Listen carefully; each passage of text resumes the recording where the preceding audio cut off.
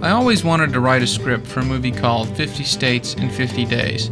It was going to be a romantic comedy about a couple that had to drive an Oscar Mayer Wienermobile to all 50 states on a promotional tour, and I guess they were going to fall in love somewhere around Nebraska. I gave up on the script, but I never gave up on the notion of visiting all 50 states. In the spring of 2003, an invitation came in the mail to a wedding in Atlanta. I had been to many weddings before, but never before to one where I would have to get a hotel room and rent a car. And this was to be my first trip to Atlanta, so I made sure I gave myself extra time to see the city. I even planned a quick trip across the border to see Alabama, since I had never been to that state before. All I got to see was just a rest area, but it was a nice rest area, it really was. Also that spring, I planned to go to Boston to see some relatives in New England. I'd never been as far north as Maine before, so I planned a quick trip up there just so I could go to another state I'd never been to. And soon after that, I was looking at a map of the United States, trying to figure out how many trips I'd have to make to visit all the states I'd never been to before. I knew it wouldn't be the funnest way to travel, all on my own, but I also knew traveling by myself would be the cheapest and easiest way to go.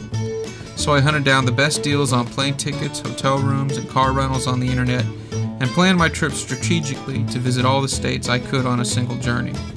Some trips were as long as 4 days, others only lasted the weekend. I'd go to work on Friday, then drive to the airport for a midnight flight. I'd arrive at my destination Saturday morning and pick up a rental car. Then I'd make sure I'd had the last flight out on Sunday night so I could see all I could in the time I was there. In 2003, I traveled to 35 states on 10 trips. I never did make it to Alaska and Hawaii. I figured I'd see them in 2004 when I saved up some more vacation time and money. But by then I figured I had such a ball seeing the 35 states I'd never been to, I decided why not make it an even 50. So I planned 7 more trips to cover the rest of the country. Okay, so some states got a little shortchanged on the actual quality time I was able to spend there. Woohoo! I'm in Idaho! People often ask me what my favorite state was. The truth was, it was the state of exhaustion. When I knew I could see no more, I felt like I had done my job and gotten the most bang for my traveling buck. At first I felt bad about doing all this traveling on my own, but then I realized no one else would have put up with the breakneck pace I put myself through. A lot of times dinner was just a bag of beef jerky I'd buy when I was filling up at a gas station, something I could easily eat while doing 70 miles an hour down an interstate. It's hard to say that there was one state that was my favorite. I had a pretty good time no matter where I went, but there are an obvious few right at the top. Alaska, New York, and Hawaii, and Wyoming all come to mind. To me, a great trip included spectacular scenery, famous landmarks, wildlife, and occasionally, when time permitted, a good meal. More than favorite states, what I remember most about my trips were favorite moments. These were times that would stick in my mind when other memories from the trip would fade. Times that I was just so grateful to be alive. There was a moment when I was driving through Arizona as the sun was rising in the desert. There was a moment in Yellowstone National Park when it started to snow on a couple of buffalo by the side of the road.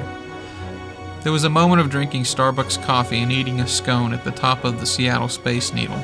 There was a moment of standing in front of the high school used for the movie The Breakfast Club in Glenwood, Illinois.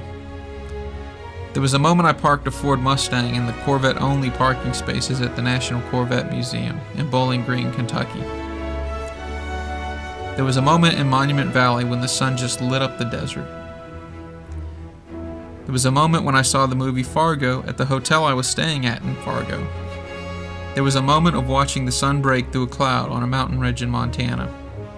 There was a moment when I found out the public was allowed to visit Frank Lloyd Wright's masterpiece Falling Water in Pennsylvania. There was a moment in Alaska when I ate the best salmon I ever tasted. There was a moment when I got to watch the Red Sox take the field at Fenway Park. There was a moment of watching the sunset in New Salem, North Dakota by the world's largest cow.